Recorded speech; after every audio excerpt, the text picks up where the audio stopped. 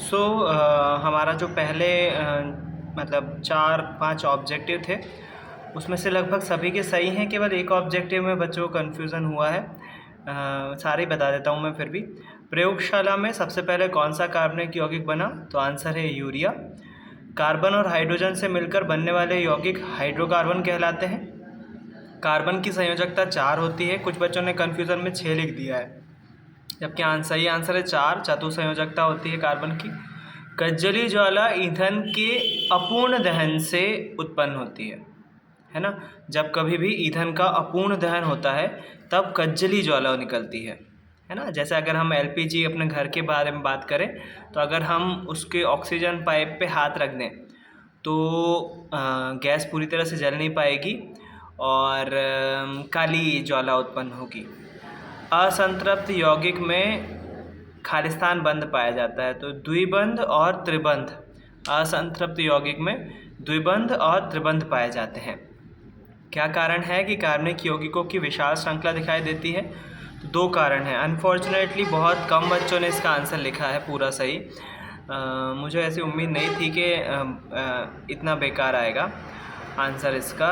2 गुण लिखने थे, आपको याद भी करवाए थे मैंने क्लास में, उसके बाद भी बच्चों ने कम लिखा है इसका आंसर, है ना। उसके बाद साबुन और अपमार्जक में अंतर, कुछ बच्चों ने बहुत सही लिखा है, लेकिन कुछ ने बिल्कुल पता नहीं कहाँ से लिखे हुए हैं, बिल्कुल भी कॉमन अंतर नहीं लिखे हुए हैं, है ना। तो वो थोड़ा सा ध्यान देने वाली बात है। साबुन और अपमार्जक में अंतर, अगर आपके पूरे में से पूरे नंबर नहीं आए हैं तो आपको आपने कुछ गलत याद किया हुआ है। एक बार मुझे दोनों ही स्कूल में से जब भी मैं सामने आऊँ तो साबुन में अपमार्जक में अंतर जो है एक बार चेक करवाना, मैं आपको बता दूंगा कि सही अंतर कौन कौन से टीचर एक्सपेक्ट करता है उसमें। साबुन की सफाई क्रियाविधि लिखो में केवल एक बच्चे ने वाला डायग्राम बनाया है जिसमें मैल कपड़े पे लगा रहता है और फिर उसके बाद मिसेल के अणु बनते, मतलब साबुन के अणु आते हैं, उससे चिपकते हैं, फिर उससे खींचकर वो अलग ले जाते हैं। केवल एक ही बच्चे ने वो डायग्राम बनाया, बाकी सभी ने किसी ने भी वो डायग्राम नहीं बनाया है। साबुन की सफाई क्रियाविधि में साबुन मिसेल की संरचना तो लिखना ही है आपको, लिखने में मिसेल की संरचना लिखोगे और वो डायग्राम मिसेल का भी बनाओगे और साथ ही साथ कैसे कपड़े पे मैल लगा रहता है और साबुन के अणु आते हैं उससे चिपकते हैं वाला डायग्राम भी बनेगा। 3 प्रमुख क्रियात्मक समूह के नाम लिखते हुए उनके 2 सदस्यों के अणुसूत्र IUPAC नाम बंध संरचना बताना था। तो इसमें आप टेबल बना सकते थे, जैसे जिस प्रकार से टेबल मैंने बनवाई है ना, उसी प्रकार से टेबल लिखते हुए सदस्य का नाम, अणुसूत्र, मतलब सदस्य के नाम में ही अणुसूत्र जाएगा, IUPAC नाम और बंध संरचना।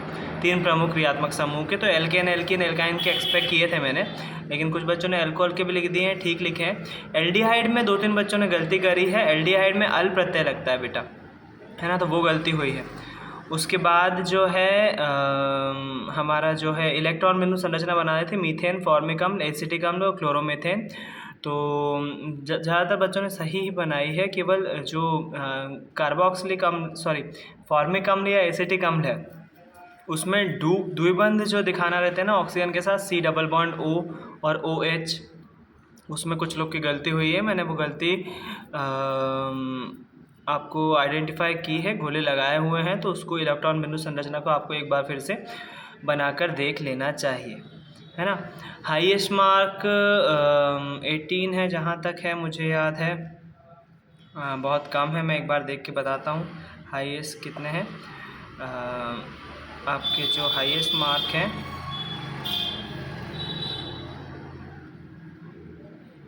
मैं नाम तो जाहिर सी बात है नहीं लूँगा, 20 हैं आउट ऑफ 25। तो जिस भी बच्चे के 20 हैं, 2 बच्चों के नज़र आ रहे हैं मुझे, बस उसी के हाईएस्ट हैं। उसके बाद जो है बाकी बच्चों के कम ही हैं मार्क्स। तो मुझे नहीं मालूम क्यों कम है, आपको ज़्यादा मालूम होगा आपने कहाँ कमी रह गई। कुछ बच्चों ने बिल्कुल मेन क्वेश्चन नहीं लिखे हैं, कार्बन के 2 गुण, जबकि वो बहुत इम्पोर्टेंट क्वेश्चन है। मैंने पहले ही बोला था कि उसको याद होना चाहिए। साबुन और अपमार्जक में अंतर बेहद इम्पोर्टेंट क्वेश्चन है, बच्चों ने वो भी गलत लिखा हुआ है। साबुन की सफाई क्रियाविधि एक इम्पॉर्टेंट क्वेश्चन है। बाकी मैं मान सकता हूँ कि संरचना सूत्र बनाने में थोड़ी सी दिक्कत जा रही होगी, लेकिन इतने मेन क्वेश्चन आपने अगर छोड़े तो फिर मामला कहीं ना कहीं गड़बड़ हो जाता है। तो इस चैप्टर पे जहाँ भी कमी रह जा रही है, जो भी याद नहीं किया था टेस्ट के दौरान अगर, तो उसको याद कीजिए। बेहद ज़रूरी क्वेश्चन है टेस्ट में जो भी दिए गए, मैंने 4 नंबर पे जो भी क्वेश्चन दिए ना बहुत ज़्यादा ज़रूरी क्वेश्चन है। अब हम आज के टॉपिक पे जाते हैं अपने। जिस बच्चे की कॉपी चेक नहीं हुई, अगर आपने टेस्ट दिया है और कॉपी चेक नहीं हुई है तो मुझे मैसेज कर देना। मेरे अकॉर्डिंग मैंने जितने बच्चों ने भेजे थे सबकी कॉपी चेक कर दी है ना। तो अगर आपकी कॉपी चेक नहीं हुई है तो मुझे एक बार फिर से मैसेज कर देना व्हाट्सएप पे कि भैया मेरी कॉपी या सर मेरी कॉपी रह गई है, उसको चेक कर दीजिए। हम पढ़ रहे हैं चैप्टर नंबर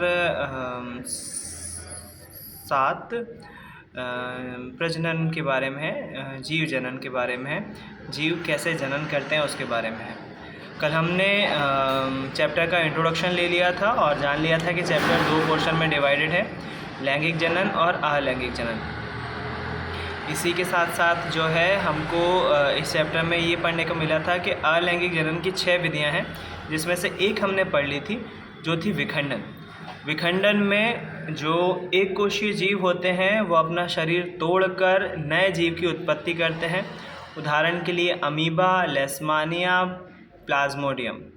लेशमानिया कालाजार का जीवाणु है और प्लाज्मोडियम मलेरिया का परजीवी है। इसी में ही हमने देखा था कि जो विखंडन है ना वो भी 2 तरह का होता है, द्विखंडन और बहुखंडन। जब जीव का शरीर या एक कोशीय जीव का शरीर 2 बराबर हिस्सों में टूटता है तो उसको हम द्विखंडन बोलते हैं।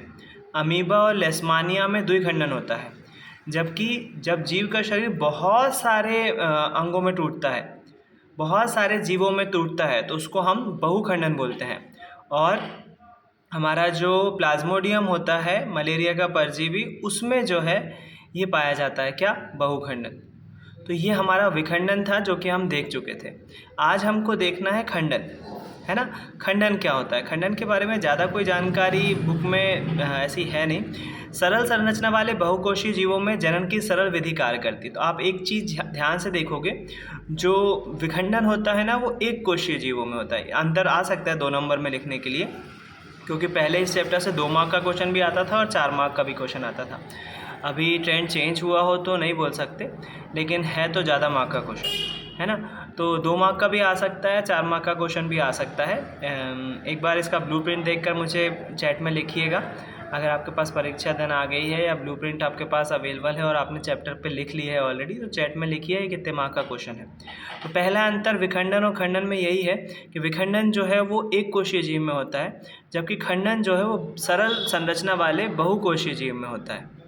होती तो बहुकोशीय है लेकिन इनकी संरचना सरल होती है।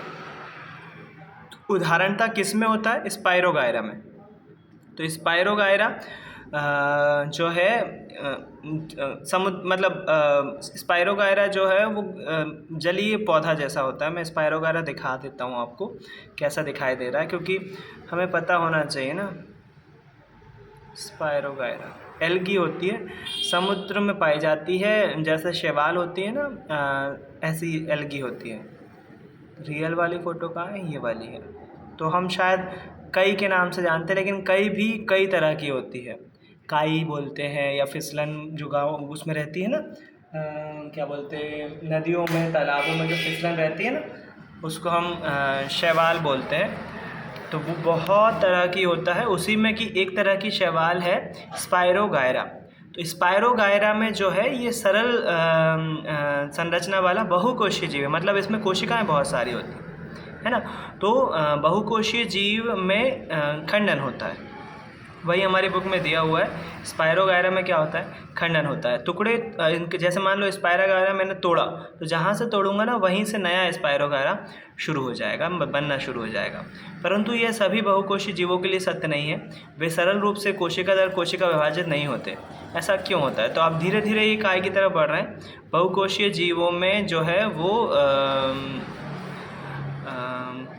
जनन हेतु विशिष्ट प्रकार की कोशिकाएं होती हैं। मतलब ये बता रहे हैं कि सभी बहुकोशीय जीवों में नहीं होता है खंडन, क्योंकि हम भी एक प्रकार के बहुकोशीय जीव हैं। तो केवल और केवल जिनकी संरचना सरल होती है, जैसे स्पाइरोगायरा, जिनकी संरचना सरल होती है, बस उन्हीं में ही खंडन पाया जाता है ना।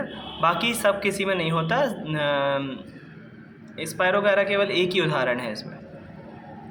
तो 2 ही अंतर बनते हैं, 2 नंबर का ही अंतर बन सकता है विखंडन और खंडन में। विखंडन जो है वो एक कोशीय जीवों में होता है, खंडन जो है वो बहुकोशीय जीवों में होता है। विखंडन के उदाहरण लिख सकते हो आप, दो तरह का होता है, द्विखंडन और बहुखंडन। खंडन केवल एक ही तरह का होता है। उदाहरण लिख सकते हो, विखंडन काय में होता है, अमीबा, लेशमानिया, प्लाज्मोडियम में होता है। और खंडन जो है वो स्पायरोगायरा जैसे जलीय पौधे में होता है, जो एक प्रकार की शैवाल है ना। बस ये बेसिक अंतर है, 2 नंबर में पूछा जा सकता है, इससे ज़्यादा अंतर डिफरेंस नहीं आएगा। उसके बाद हमारा अगला जो तीसरा टॉपिक है वो है पुनर्जनन या पुनरुद्भवन। तो एक प्रकार का ये वैसा भाग हो गया जैसे आपने अगर नाम सुना होगा हमारे जो धर्म ग्रंथ हैं उनमें एक जिक्र आता है, क्या नाम था उसका, जो जिसका खून जहाँ, रक्त बीज नाम का एक व्यक्ति था जिसका खून जहाँ जहाँ गिरता था, राक्षस था, जहाँ जहाँ गिरता था वहीं से एक नया रक्त बीज पैदा हो जाता था। तो उस तरह का तो नहीं है हालांकि ये, लेकिन कुछ कुछ मिलता जुलता है उससे। पुनरुद्भवन में उदाहरण यहाँ पर जो दिया हुआ है वो प्लेनेरिया का दिया हुआ है। मैं एक वीडियो भी शेयर करूँगा, शायद मैंने पहले दिखाई होगी। प्लेनेरिया एक जीव होता है, उसको हम जितने भी हिस्सों में काटेंगे ना, चाकू से काट दिया हमने 3 हिस्सों में, तो हर एक हिस्सा एक नए जीव को जन्म देगा। हर एक हिस्सा एक नए जीव को जन्म देता है। तो ये वाली जो प्रोसेस है इसको हम बोलते हैं पुनर्जनन या पुनरुद्भवन। तो अब आपका बोलना ये हो जाएगा, भैया ये तो फिर एक प्रकार का अमर प्राणी हो जाएगा, अगर हमने इसको काट दिया तो इससे नया जीव बन गया और इसको काट देंगे तो नया जीव, मतलब ये कहीं ना कहीं हद तक तो जिंदा है ही ना। नहीं, अमरता की जो परिभाषा वो ये है कि भाई कोई व्यक्ति मारने से भी ना मरे, अगर इस पर हम चप्पल रख देंगे तो मर जाएगा ना भाई, कुछ नहीं बचेगा उसका, है ना। तो ऐसा नहीं है कि ये इसको मारा नहीं जा सकता, मारा जा सकता है, लेकिन उसके शरीर को अगर हम खंडित करें तो हर एक टुकड़ा जो है वो नए जीव को, नया प्लेनेरिया बना देगा। इसका बहुत अच्छा वीडियो है, वो देखेंगे, थोड़ा सा टाइम ज़रूर लेगा वो समझाने में, लेकिन हमको बहुत हद तक समझ में आ जाएगा कि प्लेनेरिया कैसा दिखता है रियल लाइफ में और कैसे उसमें पुनर्उद्भवन या पुनर्जनन होता है।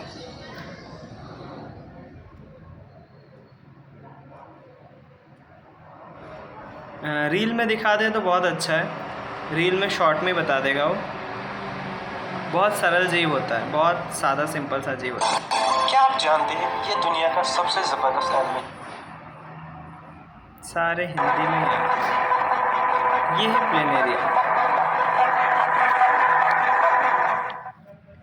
है ना। ये इल्ली जैसा जो है उसको अब ये इन्होंने काटा हुआ है, उम्मीद है आवाज़ आ रही होगी। तो कुछ दिनों में हम देखते हैं कि हर एक टुकड़ा जो है वो नया प्लेनेरिया को जन्म देता है। क्या मेरी आवाज़ आ रही है? हेलो,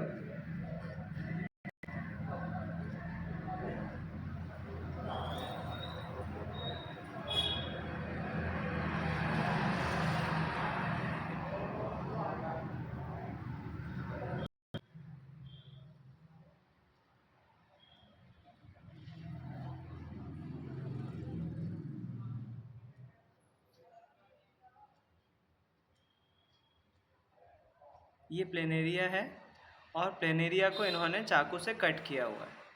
कितने हिस्सों में? 3 हिस्सों में कट किया हुआ। आप देखो 3 हिस्से चालू हैं और उसको जो है केमिकल में या पानी में रखा हुआ है। आपको सामने वाला हिस्सा भी दिखाई दे रहा है जो चलता रहा है, उसमें एक बिल्कुल सिंपल सा शरीर होता है, इसका 2 आंखें दिखाई देती हैं। 7 दिन बाद देखेंगे हम, हर एक टुकड़ा जो है वो एक नया प्लेनेरिया बन जाता है। आपको 2 आंखें दिख रही हैं इसकी, एक सरल संरचना होती है इसकी। तो प्लेनेरिया जो है 7 से 8 दिन में फिर से हर एक टुकड़ा जो है वो नया जीव बन जाता है। काफ़ी इंटरेस्टिंग है प्लेनेरिया। तो ये है प्लेनेरिया, बिल्कुल सरल सा जीव होता है। ये जलीय जीव है, मतलब जल में रहता है, सूक्ष्म जीव है। तो ये देखो, ये है प्लेनेरिया, माइक्रोस्कोप से ऐसा दिखाई देगा। 2 आंखें दिख रही हैं सामने, बस 2 आंखें होती हैं, दिखाई देती हैं। बहुत सरल जीव है, बिल्कुल सरल सा जीव है। और इसमें क्या पाया जाता है, कौन सा प्रजनन होता है? पुनरुद्भवन होता है, पुनर्जनन होता है। काय में? प्लेनेरिया में।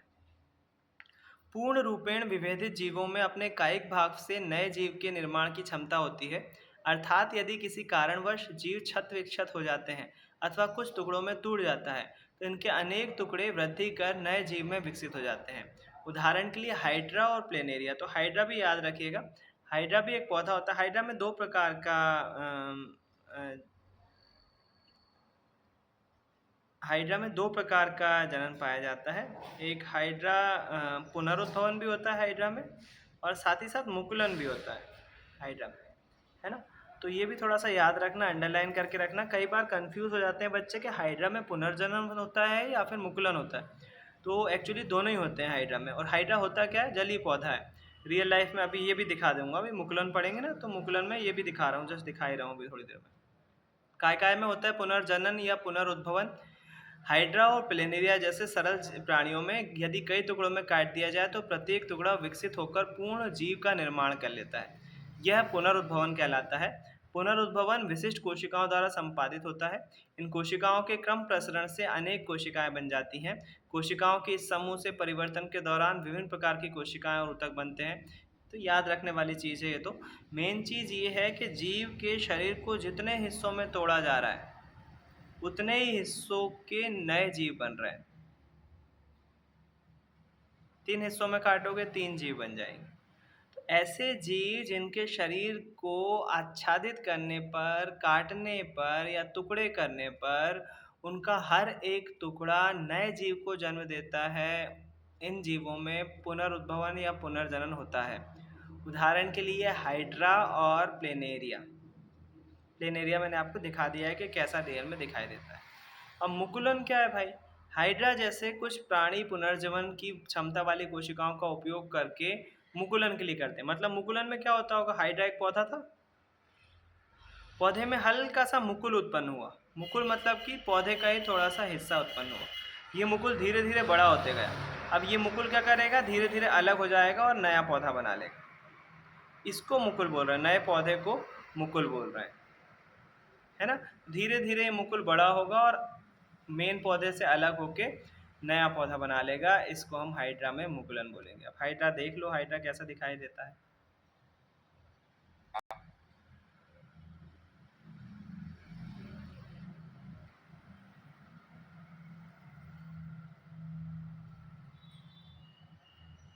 रियल वाला वीडियो, हाँ ये रहा। जलीय सूक्ष्म जीव है ये भी। ये हाइड्रा, इसमें भी पुनर्जनन होता है।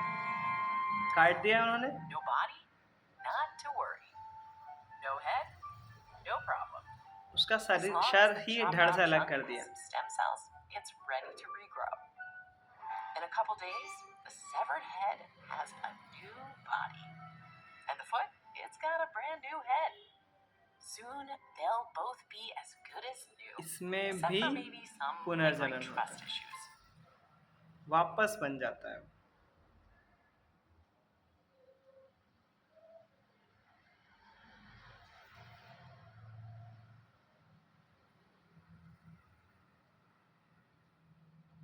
मुकुलन का वीडियो है नहीं, लेकिन आपने ये जो अभी वीडियो देखा था ये हाइड्रा का रियल वीडियो है। रियल में हाइड्रा ऐसे दिखाई देता है। सूक्ष्म जीव है, जैसा कि प्लेनेरिया है वैसे ही हाइड्रा है। प्लेनेरिया में केवल पुनर्जनन होता है, लेकिन हाइड्रा में मुकुलन के साथ जो है वो पुनर्जनन भी होता है। हाइड्रा जैसे कुछ प्राणियों में पुनर्जनन की क्षमता वाली कोशिकाओं का उपयोग मुकुलन के लिए करते हैं। हाइड्रा में कोशिकाओं के नियमित विभाजन के कारण एक स्थान पर उभार तो ये उभार, ये मतलब होता क्या है, यहाँ पर जो हाइड्रा की कोशिका है ना, वो ज़्यादा मात्रा में इकट्ठी होती जाती हैं। वो इकट्ठी होती जाती हैं तो क्या हो जाता है? एक उभार बन जाता है वहाँ पर, उसको हम मुकुल बोलते हैं। और वो मुकुल धीरे धीरे जो है वो नन्हे जीव में बदल जाता है और पूर्ण विकसित होकर जनक से अलग होकर स्वतंत्र जीव बन जाता है। मतलब ये थोड़ा थोड़ा जैसे जैसे बड़ा होगा ना, अब इधर से टूट जाएगा, ये इधर से टूटेगा और नया जीव बना देगा।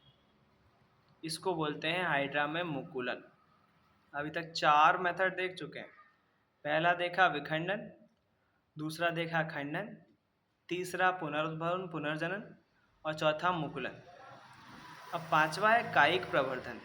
कायिक प्रवर्धन का अगर मैं शॉर्ट में एक लाइन में समझाने की कोशिश करूं आपको, तो सिंपल सी बात ये है कि कायिक प्रवर्धन मतलब कि ऐसे पौधे जो कि किसी पौधे के भाग से ही प्लांट बन जाते हैं।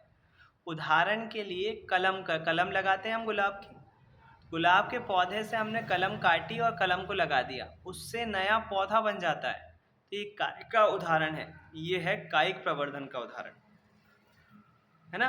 ऐसे बहुत से पौधे हैं जिनमें कुछ भाग जैसे जड़, तना, पत्तियां उपयुक्त परिस्थितियों में विकसित होकर नया पौधा उत्पन्न करते हैं। अधिकतर जंतुओं के विपरीत एकल पौधे इस क्षमता का उपयोग जनन की विधि के रूप में करते हैं। पर्तन, कलम अथवा रोपण जैसी कायिक प्रवर्धन की तकनीक का उपयोग कृषि में भी किया जाता है। गन्ना, गुलाब अथवा अंगूर इसके कुछ उदाहरण हैं। कायिक प्रवर्धन द्वारा उगाए गए पौधों में बीज द्वारा उगाए गए पौधों की अपेक्षा पुष्प एवं फल कम समय में लगने लगते हैं। यह पद्धति केला, संतरा, गुलाब एवं चमेली जैसे उन पौधों को उगाने के लिए उपयोगी है जो बीज उत्पन्न करने की क्षमता खो चुके हैं। केले में बीज नहीं होता, संतरे में तो होते हैं खैर, लेकिन कुछ संतरे आजकल ऐसे भी आने लगे हैं नई वैरायटी जिसमें बीज ही नहीं होता। अब जब बीज नहीं होता तो आप फल बोओगे कैसे भाई, जब बीज ही नहीं है तो ऐसे फलों को उगाने के लिए, गुलाब भी लिखा हुआ है उसमें, ऐसे फल या फूलों को उगाने के लिए उनके शरीर का एक हिस्सा काटा जाता है और वो कटा हुआ हिस्सा जो है उगाया जाता है, जिससे कि नया पौधा उगता है ना? ये है कायिक प्रवर्धन।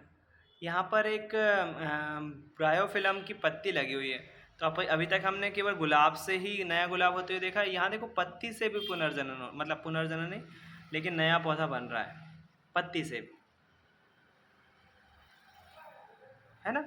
पत्ती में क्या हो रहा है, कलिकाएं उग रही हैं और कलिकाएं जो है वो नया पौधा बना लेगी। इसी प्रकार ब्रायोफिल्म की पत्तियों की ओर पर की की कोर पर कुछ कलिकाएं विकसित होकर मृदा में गिर जाती हैं और नए पौधे बनाती हैं। तो ये ब्रायोफिल्म एक प्रकार का पौधा है जिसके पत्तियों पर जो है कलिकाएं लग जाती हैं और वो कलिकाएं टूटकर वहीं मिट्टी में गिर जाएंगी और उन कलिकाओं से ही क्या हो जाएगा, नया पौधा डेवलप हो जाएगा, बन जाएगा,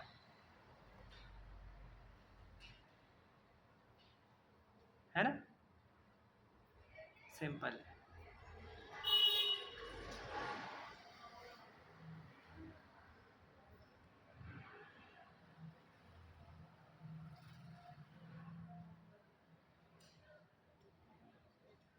उसके बाद एक छोटा सा टॉपिक है ऊतक संवर्धन। ऊतक संवर्धन क्या होता है, एक सिंपल सी भाषा में समझाऊं, आखिरी टॉपिक बीजाणु समासंग पढ़ने से पहले अगर मैं ऊतक संवर्धन समझाऊं आपको, तो ऊतक संवर्धन में क्या होता है, कुछ जैसे मान लो उदाहरण के लिए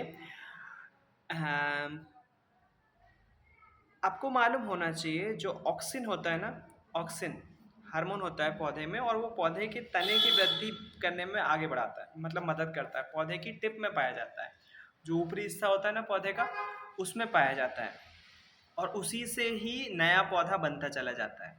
उसको हम ऑक्सिन बोलते हैं, है ना? कितने मार्क्स का चैप्टर है वो लिखो क्या है? केचुआ क्या होता है फिर? सरल बहुकोशीय जीव है, सरल बहुकोशीय जीव। ये क्या करता है, कौन क्या करता है, पूरा क्वेश्चन देखो बेटा।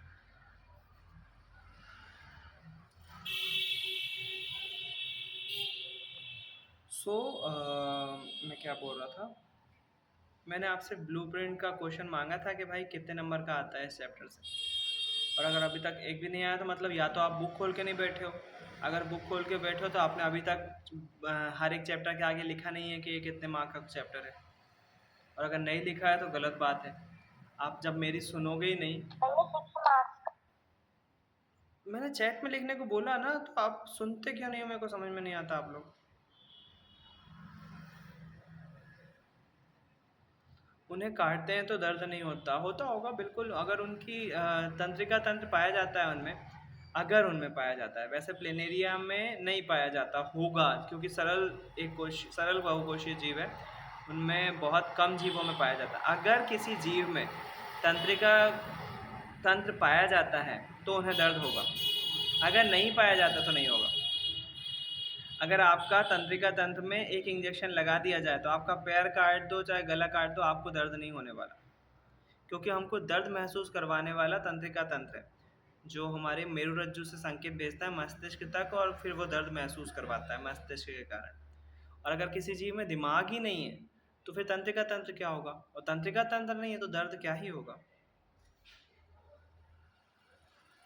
प्लेनेरिया क्या काम करते हैं? प्लेनेरिया सूक्ष्म जीव हैं, पानी में रहते हैं वो, काम नहीं करते वो। उनको सैलरी की ज़रूरत नहीं है, उनको पैसों की ज़रूरत नहीं है। उनको केवल खाना खाना है और अपनी उत्तरजीविता बचाए रखना है, मतलब ज़िंदा रहना है बस। खाना कैसे खाते होंगे? जलीय सूक्ष्म जीवों को खाकर ही खाना खाते होंगे, है ना?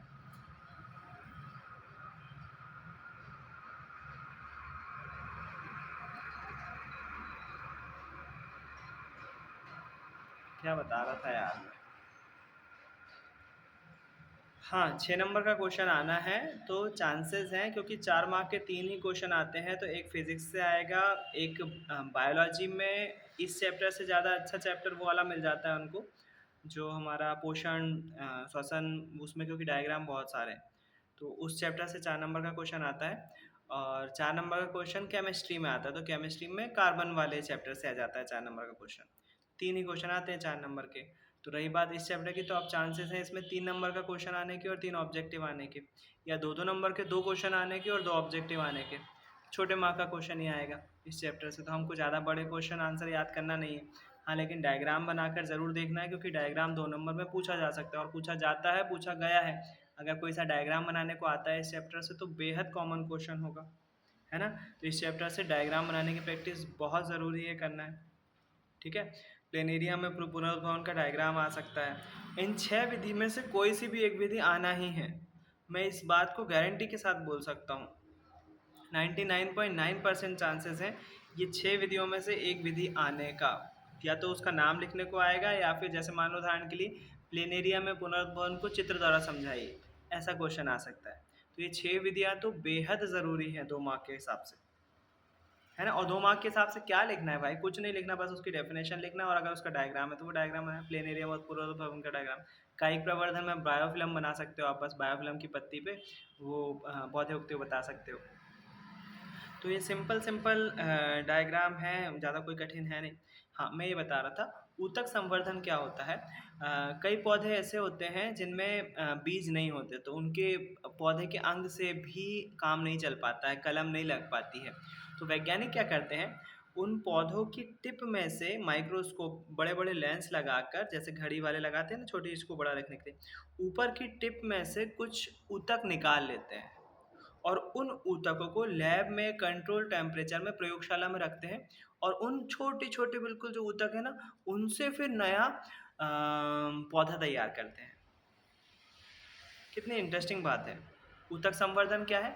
ऊतक संवर्धन में ऐसे पौधे जिनके बीज भी नहीं होते, जिनके अंग से पौधा लगाया भी नहीं जा सकता है, तो वैज्ञानिक क्या करते हैं, उन पौधों के जो ऊपरी टिप होती है, जिसमें ऑक्सीजन पाया जाता है, हार्मोन पाया जाता है, ऑक्सीजन हार्मोन, तो उन टिप में से कुछ ऊतकों को निकाल लेते हैं और उन ऊतकों को प्रयोगशाला में संभाल कर रखते हैं, और उनको ऐसी परिस्थिति देते हैं जिससे कि वो ऊतक मिट्टी में जो है और ज़्यादा बड़े हो सके और नया पौधा बन सके।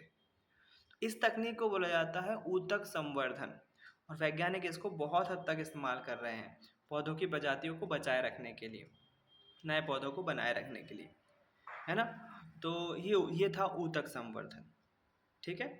और आखिरी हमारा टॉपिक है बीजाणु समासंग। तो बीजाणु समासंग जो है, यदि आपने कभी फफूंद देखी हो, उसमें लग जाती है ना, क्या बोलते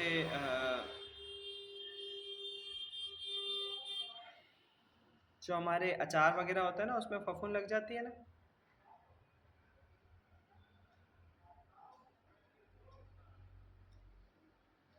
तो वो फफूंद जो है, अगर ध्यान से देखोगे धीरे धीरे बढ़ जाती है अगर। चलो एक काम करते हैं, एक बार फिर से जुड़ते हैं, हम देखते हैं बीजाणु समासन क्या होता है, उसकी एक फ़ोटो मतलब वीडियो भी दिखाता हूँ शॉर्ट। अभी टाइम हो रहा है 6:33, 6:45 पर एक बार फिर से जुड़ो, 6:45 पर।